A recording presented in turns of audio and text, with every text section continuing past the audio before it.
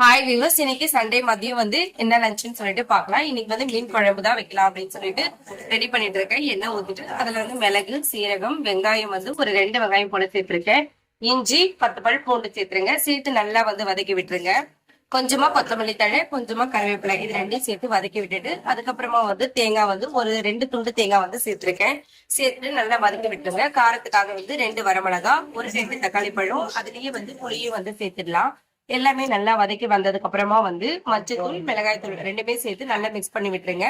ஒரு table spoon போல சாம்பார் பொடியும் வந்து சேர்த்துக்கலாம்.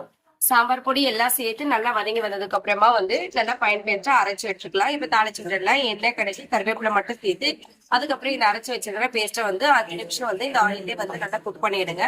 அதுக்கப்புறம் வந்து தேவையான தண்ணி சேர்த்துடலாம்.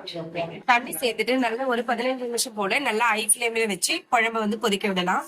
இப்ப வந்து ஃபைனலா வந்து மீன் சேர்த்துடலாம். மீன் வந்து பெரிய மீன் எல்லாம் வந்து ஃப்ரை பண்றதுக்காக வச்சுட்டோம். சின்ன சைஸ் மீன் மட்டும் வந்து எடுத்திருக்கோம். மீன் எல்லாமே சேர்த்துட்டு ஒரு 5 நிமிஷம் போல ஹை ஃபிளேம்ல வச்சு கொதிக்க வைக்கலாம். கொதிக்க வச்சுட்டு ஃபைனலா வந்து கொஞ்சமா கொத்தமல்லி தழை தூவி இறக்கிடலாம். இந்த மாதிரி ஃபிஷ் குழம்பு வந்து இந்த மாதிரி ஸ்பைசஸ் எல்லாமே வந்து வறுத்துட்டு அதுக்கப்புறம் அரைச்சு செய்யும் போது டேஸ்ட் வந்து ரொம்ப நல்லா இருக்கும். வறுக்கும் போதே வந்து புளி எல்லாமே வந்து ஆட் பண்ணிட்டேன். அதனால அந்த புளியோட டேஸ்டும் வந்து அப்படியே வந்து நார்மலா நம்ம புளி மீன் குழம்பு எப்படி வைப்போம் அதே மாதிரிதான் வந்து இந்த டேஸ்ட் இருக்கும். கொஞ்சம் வந்து காரம் எல்லாம் கொஞ்சம் அதிகமா இருக்கும்.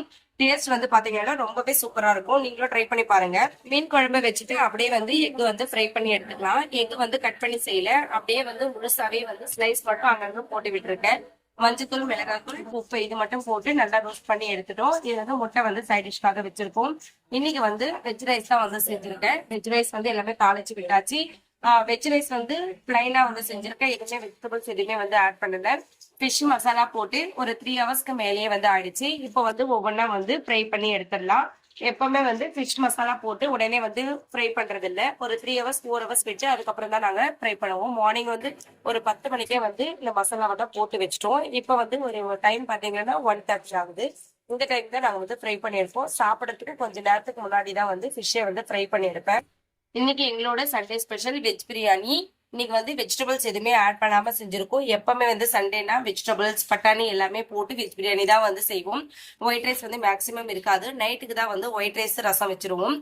இன்னைக்கு வெஜ் பிரியாணியும் ஃபிஷ் ஃப்ரை, எக் ஃப்ரை, கறி குழம்பு வந்து மார்னிங் வச்சுட்டு இவ்வளவுதான் இன்னைக்கு எங்களோட லஞ்ச் மெனு.